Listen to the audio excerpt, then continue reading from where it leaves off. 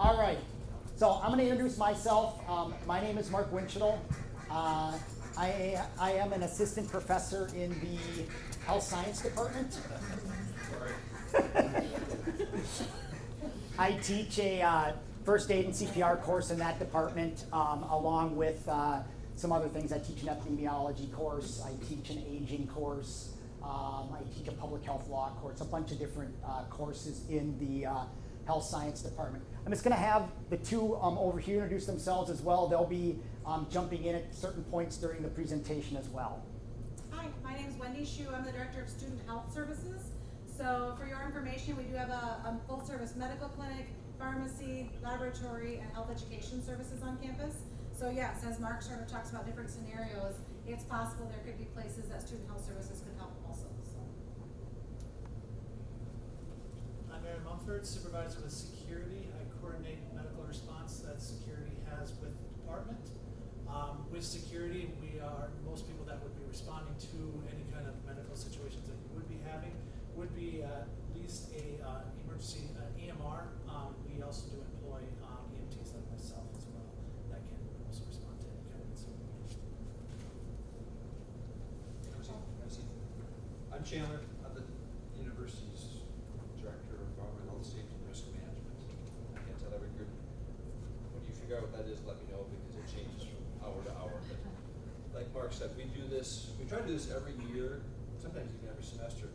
It works best when you guys ask questions because we don't know specific questions that are in your head. We've got some general ideas of these are things that we see happen, but at any point, something like, hey, what about something like this? We'll do our best to get Mark to answer it or one of these guys to answer it. Yeah, you've got three really good resources in me in the room. So I mean, at least we should be able to answer your questions and get hopefully an answer for you that will at least help with what it is that you want to know. All right. So as I said, on your handout there, we'll match up what is up here. All right. What I like to refer to as the golden rule: do no further harm. If you can't make it better by doing something yourself, then 911 or whatever other resources are available is your best method. Okay? You don't want to make it worse. You don't want to put yourself at risk, but you also don't want to make things any worse for the victim or for whatever has already happened. Okay? So I start out with this exact same slide.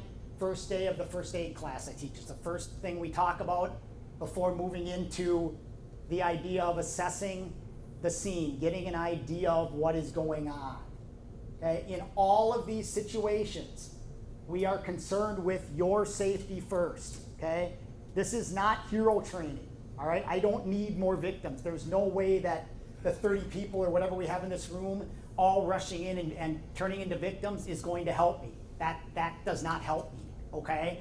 The more people that are safe, the more people that can evaluate the scene, can access, as you're looking up here, prioritize care, doing those things, the better off your victims are going to be. So if you notice here, the idea of evaluating, assessing safety, all of those before you even move in. So an example, you come in through the hallway here, you look through the door, you see someone is down. You want to evaluate what's going on before you rush in, right? You don't want to just come running in and decide what's going on and then there's something is wrong in the room and you've now put yourself at risk. So look in before you decide to do anything, all right? Assess that scene, assess safety. We'll get into care things later. Medical alert tags. What might a medical alert tag tell you? If somebody's wearing a medical alert tag or a bracelet or necklace, what might that tell you? Okay, an allergy. What else? If they're diabetic. Okay, diabetic's another one. Couple more. What else? Okay, epileptic. It might be epilepsy or another seizure disorder. That's another one. Okay, so just some general ideas of some things that might show. Then a head-to-toe check. Depending on who you talk to, some will talk about a little more of a physical, actual hands-on head-to-toe. I usually refer to it as you can do most of it visually and verbally. You can ask some questions. We're going to get to that next. And then you can just kind of visualize the head to toe. You might have to do a little bit of palpation, so to speak, but mainly just visualize. All right. from what we've talked about in the past, I added what we refer to as a sample history or a victim interview. All right, if you go in for a medical appointment, these are the same questions that the doctor would ask you, or the nurse would ask you, a lot of cases both. Signs and symptoms, why are you here? Okay? So in the case of a situation where someone, is injured or they're still able to talk to you, they may say, I feel faint, or I fainted, or I think I passed out. That's their signs and symptoms. And then you can just kind of work down allergies, medications. You may not get to all of this. You may not even do it in this order, but the idea is that they love mnemonics. First aid loves mnemonics. There is probably 15, 20 of these throughout the first aid course. And these are just ways to help you remember things. Obviously, memory devices, and this is the memory device for the actual victim interview or sample history. Okay, questions thus far? All right, this is what we already talked about, just a further illustration, further driving the point home. Again, your safety and the idea of not needing or wanting more victims. Okay, next thing we're going to talk about is the idea of deciding to take action. So usually what we talk about is you notice there's something wrong. You recognize an emergency exists, and then the next step is you decide to take action, and usually what that action is to call 911 or activate someone that is more qualified than you. Okay? That's the general steps. That keeps you safe. It also gets help, activates EMS, and gets more advanced people involved. So this is the idea of the Good Samaritan Law. Who knows as a general rule what the Good Samaritan Law is? How does it work? Anybody? Basically, like if you're trying to help someone and you have good intentions, you can't really get in trouble for the most part. Okay. Yeah, it's the idea of where if you provide care at your level of training, or what they refer to as what a reasonable and or prudent person would do, and something goes wrong, the Good Samaritan Law covers you. Okay? Now there's a couple of things that need to be added in here. The Good Samaritan Law does not cover you if you start moving victims who should not be moved. So if someone has a head, neck, or back injury, you move them, that head, neck, or back injury gets worse, the Good Samaritan Law does not cover you. Okay? As far as the Good Samaritan Law is concerned, there are 3 reasons you get to move someone. 1 is a scene safety issue. 2 is in order to provide proper assistance, so you can roll someone over, things like that. And then the 3rd one is to get to someone more injured. Okay? Other than that, that's the one area the Good Samaritan Law does not really cover, is if you move someone and something goes wrong. You do CPR and a rib happens to break, or you have some rib damage, that's covered if you're doing CPR properly. Okay? So there's a couple of things there. The other thing that's very, very important with the Good Samaritan Law is the idea of obtaining consent. On a college campus, we are dealing with adults. In almost all instances, they are 18 years plus, which means they have the right to consent to or refuse our care. So in order to allow yourself to provide care, if they are conscious, you need to obtain consent. The way we want to do that is what we refer to as informed consent. We introduce ourselves. In my case, hi, my name is Mark. I'm a trained first responder. My level of training, can I help you? You say yes, you say no, shake head, nod head, whatever it is. Even if you tell me no, you don't want me to assist you, I can still talk to you. That doesn't, unless you tell me to, not to do that, but legally I can still talk to you. If you say no, I can't lay my hands on you, but I can still talk to you, I can still call 911, okay? After that, I tell you what I plan to do. I tell you what I think is wrong, and then I tell you what I plan to do. So it looks like you may have fallen and hit your head, you may have a little bit of blood loss there, you may be a little bit faint. I'm going to do some bleeding control. I'm going to put you in a position to prevent shock. Is that okay? And then I follow up with that. All right? I'm allowed to do that if you tell me I'm allowed to do that based on consenting. Okay? What if they're unconscious? What do I do then? They can't tell me. If they can't tell me that I can help them, can I help them or not? Yes.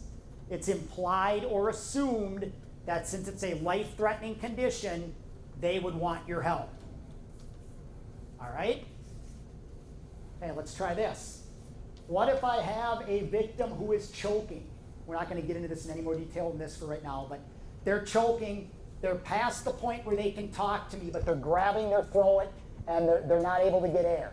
I ask them if they want my assistance. They shake their head no. If that person goes unconscious, can I help them? Can't, because it's now become life-threatening, even though when they were conscious and it was technically not life-threatening, did not want my assistance. Somebody that is unconscious, it is assumed or implied they would want your assistance. All right? Make sense? Okay. 911 emergency. All right. This is where I'm going to tie in air in here. All right. Now, 911 first, campus security first. What is your preference? Doesn't matter, either or. Usually, typically, if it's a smaller incident, just call us so we're not tying up other resources around the city. Right. But if it's a bigger incident, more life or limb type situation, by all means, call 911. We're going to beat them here anyway. The ambulance is going to take a while, and most of security has more medical training than the police do here in Mankato. So we're going to be able to help more medically than the police will. So it'll be us first, police, and then ambulance next, most likely, unless fire decides to take it on that day. But Sure. you can call 911. We'll still get here first. We'll hear it. They let us know whatever's happening on campus. Plus, all our areas we tie into a scanner, so we hear anything around our campus anyways. Okay. Either or. Okay, so there's the idea on that, and I always like to get that clarified because I've heard some different things over the years depending, and so that's the official, what we'll go with, at this point is, again, either one, if it's a life-threatening, something that is going to be life or limb, as you mentioned, where it's potentially a life or death situation, then 911, otherwise, some of those could be a security issue at that point. So I just listed a few things up here that potentially are 911 emergencies. This is not an all-inclusive list by any stretch of the imagination. What I usually recommend is if you are unsure, call 911. It's better to have them and not need them than to need them and not have them, okay? And again, you're not going to get in any kind of trouble or anything like that if it's something you legitimately need or you legitimately believe needs 911. So there's some examples there, and then just some other things here. Obviously, the chest pain. There's that fainting or loss of consciousness, mental status changes, breathing difficulties, some of those things. Okay, questions thus far? All right, I'm going to get into some specific illnesses and injuries now. Some of these are more significant than others, at least as far as life-threatening conditions. But these are some of the ones we've talked about before, so I'm going to start with fainting. Okay? This one is not normally life-threatening, but this one, of all the ones you're going to see, this is probably as common as anything else. Somebody sees, they faint at the sight of blood, or there's something on a video or something in a lab session, or whatever it is that causes them to become queasy, which may cause them to faint. Maybe they didn't eat. Maybe they're a little dehydrated, tied in. Maybe it's a little bit warm in the lab setting. Whatever it is, of the ones I've seen, this is probably the most common one, other than maybe the seizure, which sometimes leads to this, or they tie in together. Okay? So again, brief loss of consciousness. Usually in fainting, if you get them in a position where the head is lower than the rest of the body, the head is lower than the heart, it clears itself up pretty quickly. If they feel faint, have them sit down, lie down, or what they used to refer to as the crash position, head lower than between the knees or head lower than the heart. The blood will fill up the brain, and usually the problem pretty much on its own goes away. So some of the signs and symptoms, I mentioned some of these already. There's that visual blurring, sweating, the nausea. And again, with fainting, usually the person that is about to faint is going to notice it long before anybody else. They start to feel a little bit lightheaded. They might have that double vision. Again, get them to sit down, get them to lie down. Right here. All right? Lie down, sit down. loosening that restrictive clothing. Something to, a lot of times some water will help, fanning them, anything you can do to try to, again, make them more comfortable, take away the anxiety, the stress that they're likely feeling, usually is a pretty good place to start. Okay. And then some of the other ones, I mentioned some of these already. A lot of times, a little bit of fresh air, cool rag on the face. Obviously, we're not gonna, slap their face. We're not gonna pour water over them. We don't need to make it worse by doing something like that. No smelling salts, no ammonia, anything like that. You don't want them to start shaking and causing more damage in case they did some damage on the fall.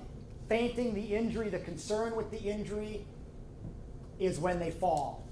There's no way to catch yourself. You crumble to the ground. You can hit your head. You can break legs, arms, things like that when you fall. That's the concern. So notice here, these are not always medical emergencies. If it happens multiple times, we need to find out why. That could be some kind of a blood clot, could be an aneurysm, could be some other issues. But normally they regain consciousness very quickly. If that becomes an issue, also you're more likely to faint seated than standing. So if you get them seated, usually that will take care of the problem.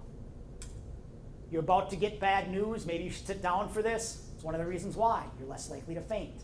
I don't want you to go down when you get that bad news, that sudden traumatic event or that sudden traumatic news that might cause you to faint. If you're seated, it's less likely to happen. Okay? Over 40, pregnant, and then some other things. Okay, questions on fainting? Yes? So if I just give a scenario, let's say I have somebody in an anatomy lab. They are about to faint. We get them down to the floor. Maybe they don't ever go out, but they really start sweating and are uncomfortable.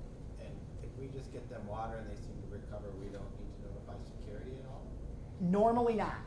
That's normally not a medical. Would you agree with that, or would you have them call anyway? I would have them call security anyway. There might be an underlying medical issue as well.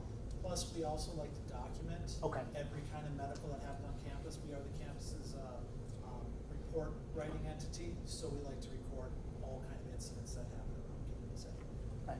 So as far as the medical emergency piece, it's probably not quite so much, but just for documentation purposes at least then doing that. So good question. Anything else on that? All right. The next one we're going to talk about is seizures. And again, this is another one that you see quite a bit. So there's two separate steps. The first one is while the seizure is occurring. This one's tricky because there's very little you can do when the seizure is going on. The two main things, you do not want to restrain them, and you do not want to put anything in their mouths while they're seizing.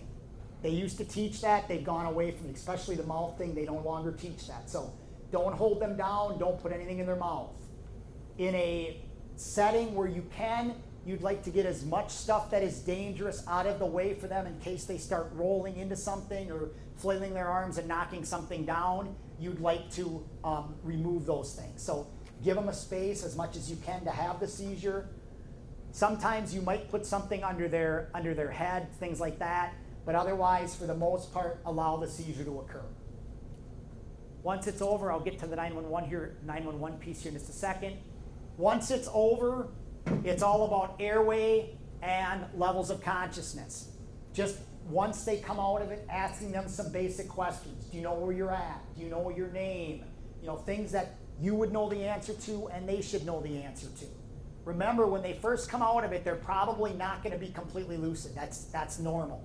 But as it goes along, they should start to regain that level of consciousness. They should be back to that alert area where they're able to answer those questions fairly rapidly. All right? Also stay with them until they become aware of those surroundings. Again, here, same idea. Even if it's not technically a 911 emergency, security as a fallback, again, so it can be documented. And then in these situations, these are 911 situations in a seizure incident. Okay? Usually with a seizure, If they have a known seizure disorder and they start to seize is usually when they talk about it not always being a 911 emergency, because in a lot of instances that's a medication adjustment and they usually don't need an ambulance ride to get medications adjusted, okay? But if it's any of these other ones, and again, you may not know, it's very likely you're not gonna know, then 911 or security would be your first call. All right, questions there? Just as a reference here too, notice this 5 minutes. Most of the time with a seizure, from beginning to end, it should be no more than 5 minutes. In other words, by the end of 5 minutes, they should be back to a fairly lucid state if it's a traditional normal seizure. All right? Not saying you're necessarily going to sit there and stopwatch and time it, because obviously that's not concern number one, but as a general rule, that 5 minute time frame is about what you're looking at. All right? Questions there? All right. Next one is the insulin reaction or insulin shock. This is the traditional medical emergency dealing with insulin. So this is the one that is also known as hypoglycemia or abnormally low blood glucose. This is usually the individual who has diabetes and for whatever reason that day which is usually a very regimented schedule, has gotten off kilter somehow. Maybe a class went long or a meeting went long or whatever it was. They didn't eat before they went for whatever reason, and now they're getting a little lightheaded. They're starting to get confused. They're starting to become a little bit moody, some pale skin. Usually with this one, give them something that contains sugar, and normally they will start to feel much better very quickly. You just need to make sure it actually has sugar in it. Diet soda is not going to work. There's no sugar in that. Okay? Obviously, plain water is not going to work. There's no sugar in that. Okay? Maybe they carry something. Maybe they have a candy bar, or if they're fully conscious, a piece of hard candy, or some kind of a sugar gel or glucose or something like that. But whatever it is, otherwise orange juice, apple juice, fruit juice, even milk to some extent works. Milk's not ideal, but there is enough sugar in milk to at least start the process of making them feel better. So anything you can find that does contain sugar should help and make them feel better. All right? Questions there? And again, with this one, if they come out of it, they probably do not need a 911 call. Again, this should be a pretty quick recovery if the sugar if you can find sugar and it starts to take hold quickly or immediately, like it usually will. All right. Moving into a little bit on bleeding control. This is one where they have greatly reduced the number of steps. There used to be a lot more steps in bleeding control, at least at the basic level. What they are now teaching you is basically direct pressure, fingertip pressure first. Then if that doesn't work, then taking the full hand, obviously with gloves and gauze and things like that. And then the full hand, if that does not work. And then if it is available after that, if those things do not work, taking some kind of a roller gauze and around and tying it off. All right? That should take care of the bleeding in most instances. If that does not work, obviously bleeding is something where if it is significant bleeding, arterial bleeding, you've got blood that is pumping from a wound, that is a medical emergency. You will need to get further assistance, 911. Otherwise, if it is available, they do teach tourniquets. You likely are not going to have one potentially available, but that is something that they have gone back to teaching again. So just to show you then, there is the gloved hand, the fingertips, and then that pressure dressing. Okay? And then just using the bandage to secure the dressings in place, tie it off, and like I said, that should almost immediately stop that bleeding in most instances. Also, you will want to treat for shock, And again, that's that idea of lowering them to the ground, trying to get blood back to the core body. Okay, they start bleeding, they lose blood too rapidly, blood goes away from that core body, and more significant issues can occur. Okay? Any questions on bleeding control? Okay. Real basic. Oh, I forgot one other thing here on the bleeding. I gotta go back 1 second here. Notice if we do have open fractures or embedded objects, we'll get to embedded objects here in just a second, you don't want to press directly over the wound site. You obviously don't want to put, a hand right directly over an open fracture where you've got, bone that is protruding from the skin. We don't want to push directly on top of that. So you have to work around that, direct pressure around the area, not over the actual open wound site. All right. So then moving on to the nosebleeds here. Okay, nosebleeds. The idea is the person is sitting upright. They no longer teach the idea of the head back. If you tilt the head back, blood goes down the throat. They swallow it, it gets into the stomach, it irritates the stomach, it causes them to vomit. It also causes more panic. Okay? Because now not only do they have a nosebleed, it looks like they're vomiting blood, and it makes the situation that much worse. All right? Head slightly forward or basically sitting up straight. You can pinch the nostrils together. If you have ice, apply a little bit of ice to the nose, oftentimes will work. Do not put anything into the nostrils. Usually the terminology is don't put anything into the nostrils that you can't get out of the nostrils. All right? So as a general rule, we don't shove things into the nostrils because sometimes it gets stuck and you can't get it out, and then they've got to go get that removed, and that just adds another step to it. All right? Usually, nosebleeds are not medical emergencies. It looks a lot worse than it actually is. There's very little blood loss that is actually occurring. It's such a visual injury that they see the blood. Usually people around them start to panic and get nervous as well. If you can keep everyone calm, you can calm down your victim. Again, have them sit down. Normally that will take care of it pretty quickly. If you notice things like what appears to be like clear fluids, almost like a mucus type fluid coming out of the nostrils, that is potentially cerebrospinal fluid. We do not want to plug that. What that can do is it can build up pressure in the brain and cause more damage. So if you suspect skull fractures, things like that, you can put some gauze underneath so it doesn't run onto the clothing, but you don't really want to block the nostrils in that case because it can build up pressure, cause more damage. Okay. Nosebleeds, anything there? All right.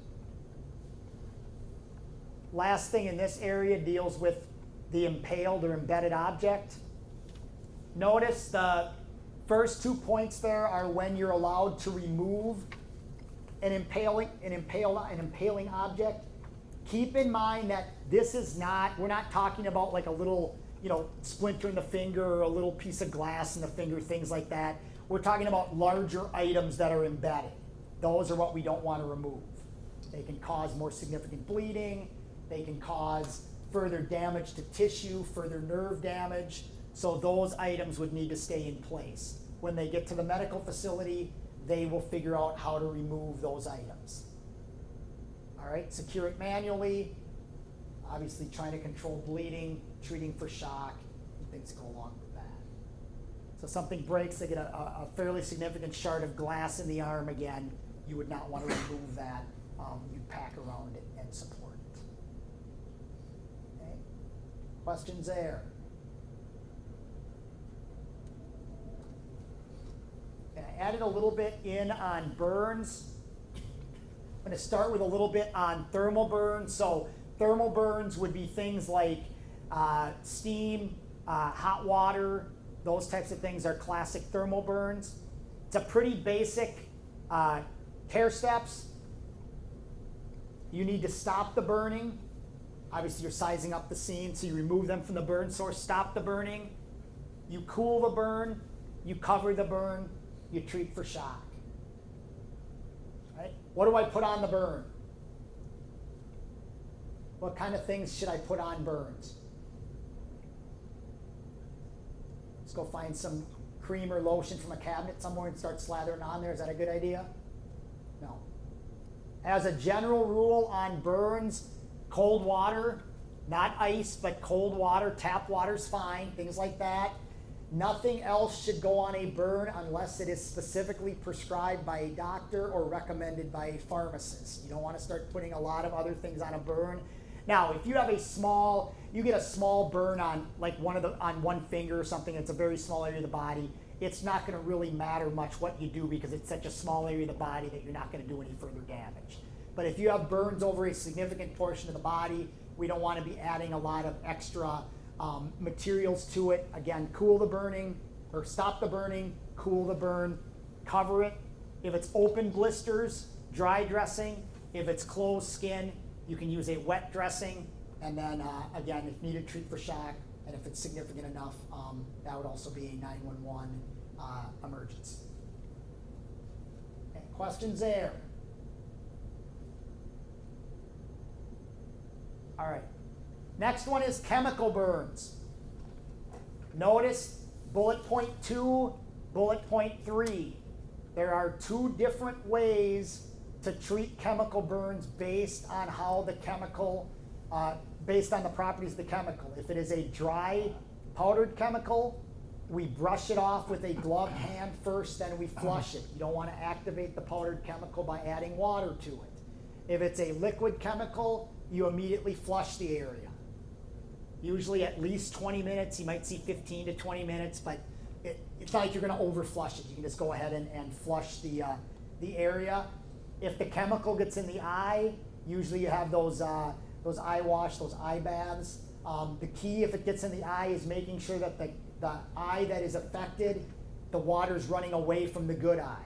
So if this is the eye that is injured, I turn it down this way so it runs this way as opposed to turning it this way and running it into the eye that's not affected. All right? Same idea otherwise. Okay. Any questions on chemical burns? All right. Last of the burns deals with electrical burns. Okay. We never touch somebody that is still attached to a live electrical wire or anything that is causing the electric shock. If I go and put my hand on them, or whatever body part for that matter, I'm going to get a shock similar to them. That is not what we want. So make sure that the circuit has been turned off, and then we always look for anything that is immediately life-threatening. When we're dealing with electricity, usually that is something that is heart-related, is our biggest concern. The heart short circuits, somebody that is electrocuted, normally that is what causes the death, is the heart short-circuiting. It doesn't work properly, it short circuits, and the heart simply doesn't function. Two entry sites, an entry and an exit wound, they may not match up. The entry wound a lot of time is in the hand, you reach out to grab something, and the exit wound may be the opposite shoulder or the bottom of the foot or whatever. Electricity takes the path of least resistance and it comes out somewhere. Okay? Sometimes if there's some metal that's, in the back pocket or something, or somewhere it may be attracted to that and may follow that out. But as a general rule, that's what we're looking at, is it finds a path out and it follows that path. Okay? Again, that dry sterile dressing, electrical burns with cold water, basically the same care as for the thermal burns once the electrical source has been turned off. Okay? You can also have damage broken bones, electricity passing through the body, and this is where the AED, CPR, things like that may come into play. Questions on burns? Okay, I'm going to finish up with a couple of breathing emergencies. First one here we're going to deal with is asthma. I realize this is the best illustration, but the idea of an asthma inhaler, when we're talking about medications and things like that, the ideal situation is that the victim themselves is able to administer the medication for themselves. Asthma inhalers are very, very easy to use. You shake them up, you simply press down on top, which is the actual medication bottle, and it delivers a dose of the medication into the lungs. The good thing with asthma inhalers is it is basically impossible to overdose on asthma medication. If they get too much, all that's really going to happen is the breathing is going to speed up a little bit, and that will slow down on its own in a relatively short period of time. So if they need the medication, usually administering it should almost immediately make them feel better. Okay? So it relieves the swelling, it opens the airways. What that does is it allows for more oxygen to be able to get into the lungs, and it should improve their breathing very quickly.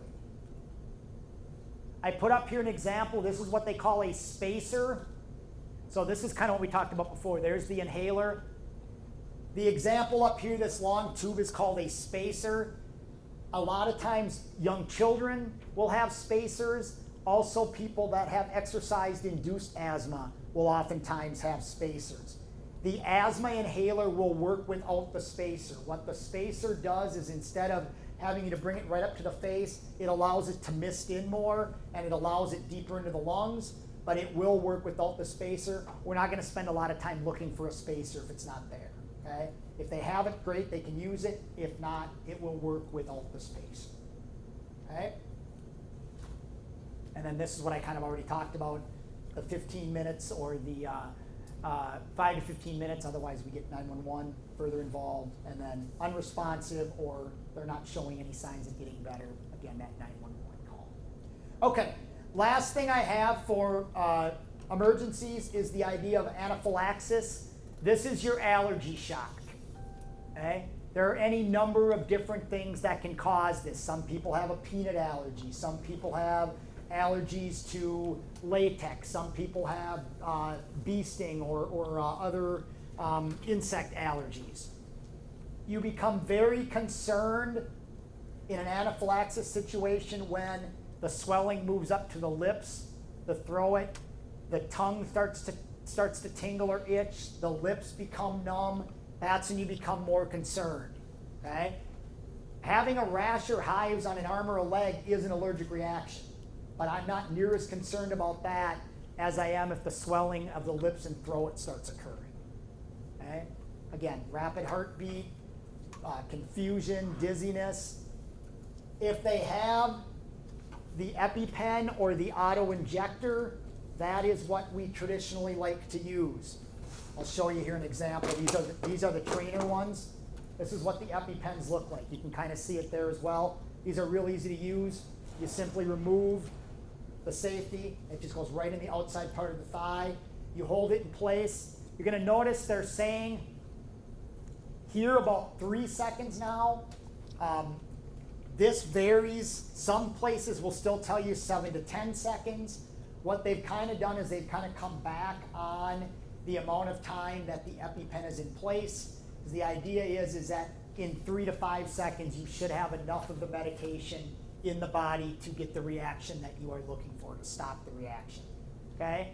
When it is injected, they need to be seated or lying down, because what this is going to do is it's going to cause the heart to start racing very rapidly, and if they are standing up, the blood pressure is going to bottom out and they are going to collapse pretty quickly if they are not seated already. All right? Hopefully they have one of these. Most people, maybe I shouldn't say most people, a lot of people that have anaphylactic reactions will carry EpiPens or auto-injectors. Not everybody, but a lot of them will. The issue is if they don't have one, or if it's a situation where they've never had an allergic reaction before, and then suddenly come into contact with something that they are allergic to. Okay?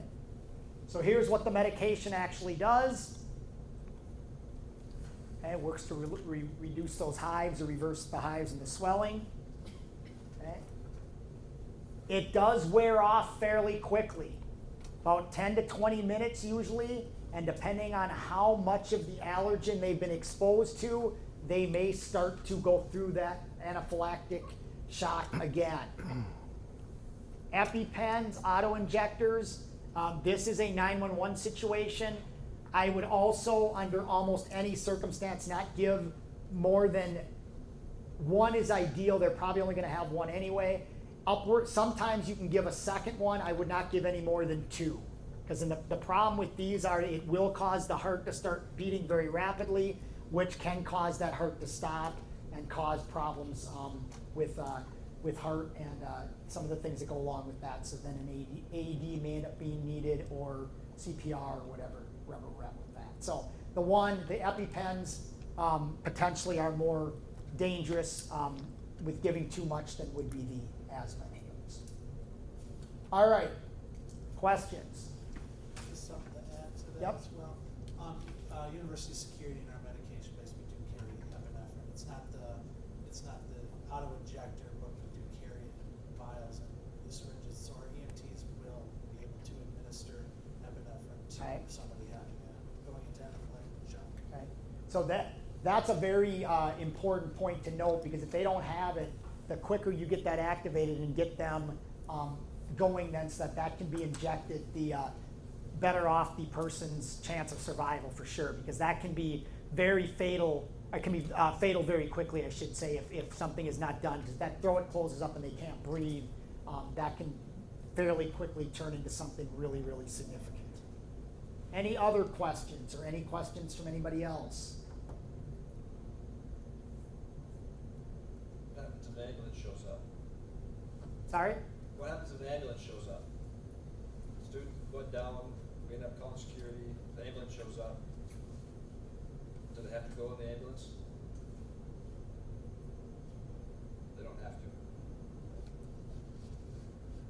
One of the big issues we run into is it costs money to go on the ambulance, right? And there's a lot of students that either insurance won't pay for it, may not have insurance, some combination thereof, and so they'll refuse that right to have a ride in the ambulance. Who's supposed to give that student a ride to the hospital? Thou shalt not. Yes, that is The a, rule book, playbook says Yeah. we do not transport friends, well, you don't transport, students, other faculty members, staff, things like that, just because of the liability of it. They need to contact family, friends to come get them, cab, something like that. Does that suck? Especially when you know the kid, you feel bad for the kid? Yep. I like Mark, but I'm not gonna risk my life driving across town when he's having a seizure to haul him to the hospital. it is very risky to do that too, because if something happens, think if it's you and that person in the car and something happens in the car, what are you gonna do? You're there with them alone. If something happens, you put yourself in a lot of risk. Plus maybe 2 more that you can plow into or whatever, so. Right. I also think maybe of non-traditional situations, someone in a class starts having a panic attack. Things get blurry, rapid breathing, you think maybe it's an asthma attack or something else might be going on, but it's really mental health related. Not a medical emergency, probably, but again, resources that are available on campus. Or if we talk about what the EMTs carry, they have Narcan. So that would be for an opioid overdose. Those services are also available, and we have them in our pharmacy too at Student Health Services for someone who has a frequent acquaintance who they may worry about. Vaping has made the news lately with lung disease or other kind of reactions to e-cigarettes and Juuls. So kind of a lot of these things go Yep. along with how you would respond in a medical emergency, but just maybe outside the playbook. The Narcan's a good one. I'm glad you brought that up. That was the other one I was going to add, and then I forgot at the very end. So yeah, the Narcan's that's a very important one to add too. If a student has a minor injury that probably needs some sort of care other than just a Band-Aid in the lab, what are their options and where to go? Has that been covered in anybody's discussions? Student Health Services doing normal business hours? So, yep, we are absolutely, we prefer appointments, but we'll take walk-ins and we'll have people kind of coming in. What gets a little tricky, I think, with Student Health Services is if they're in pay status. So if they are an employee of the university when an injury occurred, it's kind of a different process. It's called workers' comp then, because the university insurance things can get involved. But if it's just an accident, we have usually 2 physicians and 2 nurse practitioners on staff. We can do sutures, we can do dressing. Somebody fell down skateboarding, going down Val M. It has happened. and they're just all road rashed up. You know, we can serve things like that. And then also to consider, the international student health insurance policy. So our international students on campus are required to purchase a health insurance policy, and they actually get 100% coverage for illness and injury at Student Health Services. So if they are sick or they are hurt, it should be covered. There should be no bill for them to come to Student Health Services, whereas that's not the case if they were to go to the emergency department, to a walk-in clinic in the community. That's certainly their choice. They're not required to use Student Health Services, but it's a nice option. What are you guys' normal business hours? What? Thanks for asking, Chandler. We're typically open during the school year. We're open every day that classes are in session. During the academic year, Monday through Friday, 8 to 4:30, just a couple hours a week that we have in service. And then in the summer, again, every day that classes are in session, 8 to 2. And outside of business hours, we have EMTs on staff. So they can kind of assess that situation, say, yeah, we need to call an ambulance, or you know what, health services opens at 8 a.m. tomorrow. You could consider, depending on how you're feeling tomorrow morning, you could consider calling them. That's a good role lane or something like that, where you're probably not worthy of going to get an x-ray, but weekend morning still sore, goes to Student Health Services, and Student Health Services docs say, yeah, that's a good one. Then off you go probably to X-ray? x-rays. Right. Because we don't do x-rays on campus. Yeah, I was gonna say, outside of Student Health Services, where should we recommend they go? I mean, we have the hospital, but. Yep. I mean, any of the urgent care? Yep, and we have them listed on our website also, either for after-hours care or other options. The bus system now takes students at no charge, you know, to pretty much any of the area clinics and hospitals. Yep. Most urgent care is open till 8, 7. It depends, yeah. If it's after 8 o'clock, you're probably looking at a ER visit. That rock is Wednesday night class, that theater class, intro film at 9 o'clock, and somebody's hurt, so you're going to the ER. And theater is dangerous. Yeah, I think most of the urgent cares are like 8 o'clock. That's kind of what I know. I know I've had 8 o'clock before, but I don't think they're much past. One of the things I share with faculty and USTAs and grad students that are helping teach, if you have an incident like that in one of your labs, the next morning, shoot me a quick email of, hey, this is what happened. Johnny, Tech ID 442111. This is just the basics. And we try to log those. If we start seeing that, you know what, every week in this one biology lab, we seem to have 2 or 3 kids go down, guess whose lab we're going to go look at. But if it's a onesie here, hey, you know, Susan grabbed a beaker, broke it, got glass in her hand, it'll be all right. If we start seeing that on a repetitive basis, we come pay a visit. Any other questions from you guys? Anything else? That's it. Somebody in this room is gonna have a fainter. That happens all the time. This Yeah. time of year's great. Nice Yeah. warm fall. Maybe Yeah. the spring is warm again. Especially somebody maybe went for a run before class and didn't eat breakfast. And we're gonna do a blood draw today. Right. That's Yeah. Yeah, the fainting one is by far the one I see the most often, and even in the first aid classes that I teach, the fainting one is fairly regular. You see that. So. Okay. Anything else? All right. Thanks, Mark. Thanks.